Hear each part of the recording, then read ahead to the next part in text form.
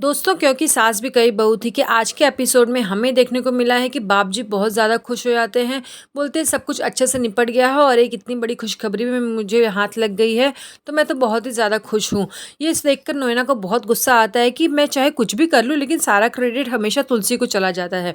वहीं सारे लोग खुश होते हैं कि हाँ, बाप जी तो बहुत ज़्यादा खुश हैं। तभी बाप जी बोलते हैं कि यहाँ पर इतने खुशी का मौका है, तो मैं चाहता हूँ कि इसमें एक और खुशी ऐड हो जाए। मैं चाहता हूँ कि अभी आज ही सगाई कर दी जाए।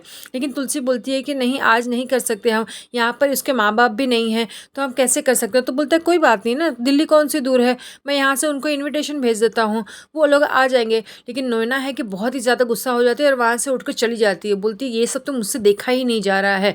वहीं बाप जी का बेटा बोलता है कि हाँ, देव के पेरेंट्स को और दादा दादी को यहीं पर बुला लेते हैं और हम आज ही सगाई कर लेंगे। तभी वो बोलते हैं कि नहीं, आज पॉसिबल नहीं हो पाएगा। तभी उन लोग बोलते हैं कोई बात नहीं, मैं बाप जी बोलते हैं कि मैं फ़ोन करता हूँ। वो हेमंत को वीडियो कॉल करते हैं तो हेमंत बोलता है बाप जी, हमारे लिए बड़े सौभाग्य की बात है कि आपने मेरे बेटे को आपकी पोती के लिए चुना है।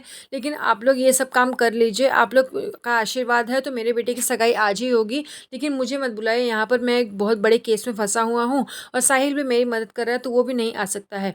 और रही बात पूजा की, तो वो भी वृंदावन गई है, आप लोग खुद ही कर लीजिए। तो वो बोलते हैं कि नहीं, आपका यहाँ पर आना ज़रूरी है। वो बोलता है नहीं, जहाँ पर मेरे मेहर भैया और तुलसी भाभी हैं, उन लोग ये काम ज़रूर अच्छे से कर लेंगे, उन लोगों का आशीर्वाद हमारे लिए काफ़ी है। तभी तुलसी बोलती है लेकिन हेमंत, तुम्हारे बिना ये सब कैसे होगा। तो हेमंत बोलता है कि तुलसी भाभी, आप मेरे लिए सब कुछ हैं, आपको पता है, तो जहाँ पर आप हैं वहाँ पर मुझे चिंता करने की ज़रूरत ही नहीं है। इससे सारे लोग खुश हो जाते हैं, बोलते चलो अब तो हेमंत ने भी बोल दिया है कि हम लोग सगाई कर सकते हैं। तो बाप जी बहुत ज़्यादा खुश हो जाते हैं, बोलते हैं कि अब तो सगाई आज ही होगी, आज शाम को हम सारी तैयारियाँ करते हैं। लेकिन नोएना सोचती है कि किस तरह से इस सगाई को टाल दिया जाए जिससे कि तुलसी और मिहिर एक साथ में ना रह पाएँ। वो आती है तुलसी के कमरे में और बोलती है तुलसी, मुझे तुमसे कुछ बात करनी है। तुलसी बोलती है कि हाँ बोलो ना। वो बोलती है तुलसी, थैंक यू सो मच, तुमने इतना सब कुछ हमारे लिए किया और जिस काम के लिए तुम आई थी वो काम अब हो ही गया है। लेकिन मुझे पता है कि अभी ये सगाई के चक्कर में तुम्हें थोड़ा और रुकना पड़ेगा। तुम एक काम करो ना, सगाई को किसी भी तरह से टाल दो। बोल दो कि हम 3 महीने बाद सगाई कर लेंगे या बाद में सगाई कर लेंगे, जिससे तुम्हें यहाँ पर ज़्यादा रुकना नहीं पड़ेगा। मैं नहीं चाहती कि तुम्हें यहाँ पर और ज़्यादा नाटक करना पड़े। मुझे पता है कि तुम्हें मिहिर के साथ में अच्छा नहीं लग रहा होगा और अब मैं नहीं चाहती हूँ कि तुम यहाँ मिहिर के साथ में और भी ज़्यादा रहो, क्योंकि मुझे पता है कि तुम कंफर्टेबल नहीं फील कर पा रही हो। तभी वो बोलती है कि तुम इतनी गोल गोल बातें क्यों घुमा रही हो, तुम बताओ ना क्या कहना चाहती हो।